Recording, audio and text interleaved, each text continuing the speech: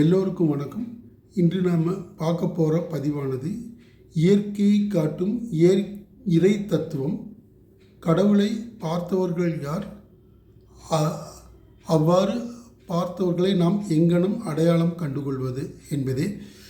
So முதல் கேள்வி என்னென்னா, இயற்கையை காட்டும் இறை தத்துவம், இறைவன் இருக்கிறானா இல்லையா அப்படிங்கிற கேள்வியானது மனித சமுதாயத்தை பல ஆயிரம் ஆண்டுகளாக எழுந்துள்ளது. இந்த கேள்விக்கு பலரும் பலவிதமான பதில்களை தருவதை பார்க்கிறோம். சில பேர் இருக்காருங்கிறது சில ஆர்குமெண்ட்ஸ் கொடுக்குறாங்க, இல்லைங்கிறதுக்கு சில ஆர்குமெண்ட்ஸ்லாம் கொடுக்குறாங்க. இந்த நிலையில் நான் இந்த கருத்தின் அடிப்படையில் பார்க்கும்போது மகா பெரியவளோட தெய்வத்தின் குரல் பார்ட் 1 பாகம் 1 நான் படிக்க வேண்டியது. அதில் அவர் இறைவன் இருக்கிறார் அப்படிங்கிறத இயற்கை காட்டும் இறை தத்துவம் அப்படிங்கிற அடிப்படையில் நிறுவி இருக்கார். அவர் அந்த இதில் என்ன சொல்ல வர்றாருன்னா, இயற்கையான சில நியதிகளை வச்சு அதை நிறுவுறாரு. எப்படின்னா, உலகில் படைக்கப்பட்ட உயிர்களுக்கு 2 விதமான சக்திகள் இருக்குது அப்படின்னு சொல்கிறாரு. ஒன்று உடல் பலம், 2வது புத்தி பலம். 2 பலம் இருக்குது. ஸோ இந்த உடல் பலத்தை எடுத்திங்கன்னா எல்லாத்துக்கும், எல்லா உயிரினங்களுக்கும் இது இருக்கிறத பார்க்கலாம். ஆனால் ஒவ்வொன்றுக்கும் வித்தியாசப்படும். உடல் பலமானது வித்தியாசப்படும். அதனோட தகுதிக்கு தகுந்த மாதிரி அதிகரிச்சுட்டே போகிறத பார்க்கலாம். இப்போ உடல் பலத்தை நீங்கள் குறிப்பாக எடுத்துட்டிங்கன்னா, மனிதனுக்கு உடல் பலம் ஒரு லெவலில் இருக்குதுன்னு வச்சுக்கோங்களேன். அதை விட அதிகமாக மாட்டுக்கு உடல் பலம் ஜாஸ்தியாக இருக்கும். மாட்டை விட ஒட்டகத்துக்கு உடல் பலம் ஜாஸ்தியாக இருக்கும். ஒட்டகத்தை விட யானைக்கு ரொம்ப உடல் பலம் ஜாஸ்தியாக இருக்கிறத பார்க்கலாம். யானை பெரிய பெரிய மரங்களை கூட தும்பிக்கையில் தூக்கிட்டு வரதை நம்ம பார்க்க முடியுது.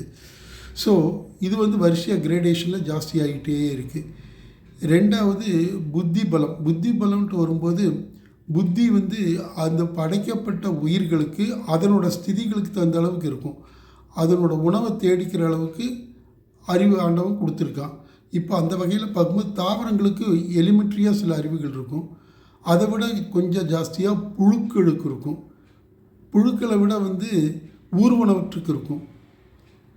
அதை விட ஜாஸ்தியாக 4 கால் அனிமல்ஸுக்கு ஜாஸ்தியாக இருக்கும்.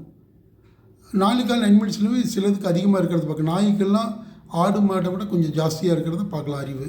அது மோப்ப சக்தியெலாம் இருக்கிறத நீங்கள் பார்க்கலாம். அடுத்தது மனிதர்களுக்கு அதை விட ஜாஸ்தியாக இருக்குது. பகுத்தறிவு, 6 அறிவு இருக்குது அப்படின்னு சொல்கிறத பார்க்குறோம். ஸோ உடல் சக்தி, உடல் பலம் அண்டு புத்தி பலம், இந்த 2 ஒரு படைக்கப்பட்ட உயிருக்கும் ஒரு விதமாக இருக்கிறது. அது அதிகமாகிட்டே வரதை பார்க்குறோம். இது லாஜிக்கலாக அதிகமாகிட்டே போகிறது. ஒரு இடத்துல போய் பர்ஃபெக்டாக நிற்கணும் அப்படிங்கிறத நாம் மனசில் வச்சுக்கணும். இது ஒரு பக்கம் இருக்கட்டும். அடுத்த தத்துவம் என்ன சொல்ல வர்றாருன்னா, பேர் ஆஃப் ஆப்போசிட். இயற்கையில் 2 விதமான நிலைகள் எப்பவுமே இருந்துகிட்டே இருக்கும் அப்படிங்கிறாரு. ஒன்றுக்கு ஒன்று ஆப்போசிட்டாக இருக்கும் அப்படிங்கிறாரு.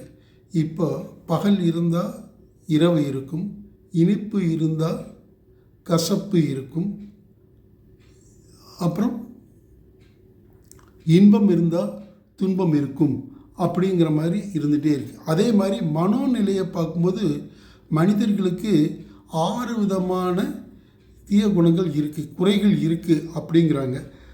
அது என்னென்னா, காம, குரோத, லோப, மோக, மனோ, ஆச்சரியம் அப்படிங்கிற குறைகள் இருக்குது. இந்த குறைகளோடு தான் மனிதன் இது எல்லார்கிட்டையும் பொதுவாக இருக்கும். சில பேர்கிட்ட அதிகமாக இருக்கும், குறைச்சலாக இருக்கும். இல்லாதவங்களும் இருக்காங்க, அதை நான் இல்லைன்னு சொல்ல, ரொம்ப மினிமமாக இருப்பாங்க. ஆனால் இல்லாமல் இருக்க மாட்டாங்க, இருப்பாங்க அப்படிங்கிறது தான் இது. சரி, இப்போ இந்த பேர் ஆஃப் ஆப்போசிட் அப்படிங்கும்போது இந்த குறைகள் இருக்கின்ற நிலையிட்டு இருக்குது. அப்போது பேர் ஆஃப் ஆப்போசிட் தியரிப்படி இந்த குறைகள் எல்லாம் இல்லாத ஒரு வஸ்து இருந்தே தோணும். அப்படிப்பட்ட வஸ்து ஆனது குறைகளும் மனோநிலையில் எல்லா விதமான குறைகளும் இல்லாத நிறைவான வஸ்துவாக இருக்கணும். அது உடல் சக்தியிலையும் புத்தி சக்தியிலையும் பூர்ணமாக இருக்கணும். ஸோ அப்படிப்பட்ட வஸ்து ஒன்று இருந்தாகணும் அப்படிங்கிற லாஜிக்கலாக நமக்கு கன்க்ளூஷனில் வருது. இயற்கை நியதிப்படி அது லாஜிக்கலாக கன்க்ளூஷனுக்கு வருது. ஸோ அந்த சக்தியை தான் நாம் இறைவன் அப்படின்னு சொல்கிறோம்.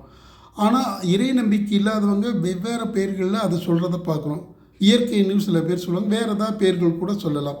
ஆனால் ஒரு சக்தி இருக்குது அப்படிங்கிறத நம்ம உண்மையாக லாஜிக்கலாக புரிஞ்சுக்க முடியுது.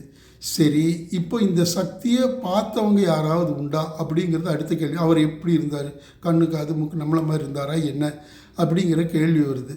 இதை பார்த்தவங்க இருக்காங்களா இல்லையா, அந்த கேள்விக்கு பதில் பார்க்கும்போது சுருக்கமான பதில், நேரடியான பதில்னா அதை பார்த்தவர்கள் உண்டு.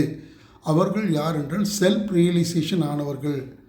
அதாவது அப்படிப்பட்டவர்களை யோகிகள், ஞானிகள் அப்படின்னு சொல்லி அழைக்கின்றோம்.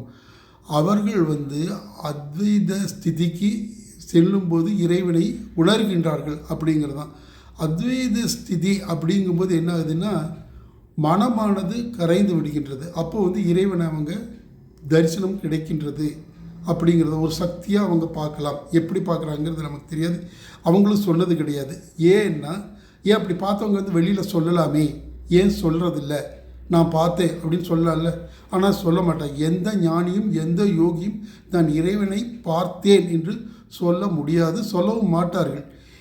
ஏனென்றால் மனம் கரைந்த நிலையில் ஜீவாத்மா பரமாத்மா அப்படிங்கிற இரண்டு கான்செப்டும் இல்லாமல் இருக்கும் நிலை, பரமாத்மாவுடைய அங்கமாகவே ஆகிவிட்ட நிலையில் அவர்கள் இறை தத்துவத்தை உணர்கின்றார்கள்.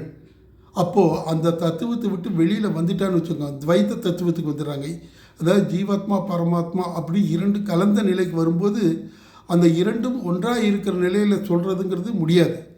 அப்படி ஒருத்தர் சொன்னால் அவங்க பொய் சொல்கிற மாதிரி அர்த்தமாயிடுது. ஸோ அவங்க நிச்சயமாக கிளைம் பண்ணவே மாட்டாங்க அப்படிங்கிறதான் உண்மை. சரிங்க, இப்போ இறைவன்கிறது இருக்காருங்கிறத முதல்ல நம்ம எஸ்டாப்ளிஷ் பண்ணிட்டோம். அதை பார்த்துட்டாருங்க, அந்த சக்தியை உணர்ந்தவங்களும் இருக்காங்க அப்படிங்கிறத பார்த்துட்டோம். ஸோ அப்படிப்பட்ட ரெண்டு நிலையில் இருக்கும்போது அவங்கள நாம் எப்படி உணர்ந்துக்கிறது? அவங்க உண்மையாகவே இறைவனை பார்த்தாங்களா இல்லையா அப்படிங்கிறத தெரிஞ்சுக்கிறது எப்படி அப்படிங்கிறது மூணாவது கேள்வி வருது. இதுக்கு பதில் என்னென்னா, அந்த மாதிரி ஞானிகளும் யோகிகளும் எங்கனம் வாழ்க்கையை நடத்துகின்றார்கள் அப்படிங்கிறத நம்ம கவனிக்கணும்.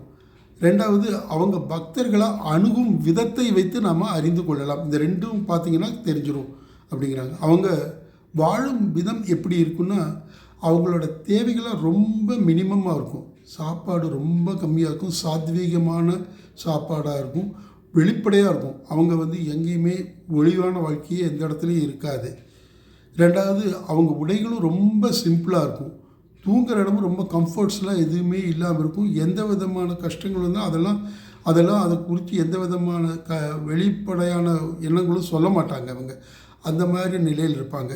ரெண்டாவது, அவங்க பக்தர்களை பார்க்கும்போது அவங்க மேலே அளவற்ற கருணையோடு தான் பார்ப்பாங்க. இன்னொரு முக்கியமான விசேஷம் என்னென்னா, அவங்க பக்தர்களை ஒரு ஆளை பார்க்கும்போது அவங்களுக்கு ஃபாஸ்ட்டில் நடந்தது என்ன, அவங்க பட்ட கஷ்டம் என்ன, இனிமேல் ஃப்யூச்சரில் என்ன நடக்க போகுது அப்படிங்கிறது கூட அவங்களுக்கு தெரிஞ்சிடும். ஏன்னா அதை தெரியக்கூடிய சக்தியானது அவங்களுக்கு நிச்சயமாக இருக்கும். ஆனால் அதை வெளிப்படையாக அவங்க ஃப்யூச்சரில் என்ன நடக்க போகுது அப்படிங்கிறத சொல்லவே மாட்டாங்க. ஏன் சொல்ல மாட்டாங்க அப்படின்னா, அப்படி சொல்கிறது இயற்கையோட நியதியோடு விளையாடுற மாதிரி ஆடி, இயற்கையோட நியதியில் அவங்க தலையிட மாட்டாங்க. இருந்தாலும் பக்தர்கள் மேல் இருக்கின்ற அளவற்ற கருணையின் அடிப்படையில் சில நேரங்களில் குறிப்பாக உணர்த்துவதை நாம் பார்க்குறோம்.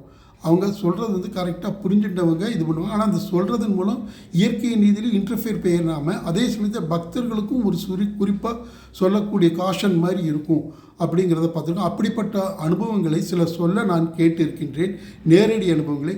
அதை பற்றின பதிவுகளை இனி வரும் சமயங்களில் நான் உங்களோடு பகிர்ந்து கொள்ள தயாராக இருக்கிறேன். நன்றி, வணக்கம்.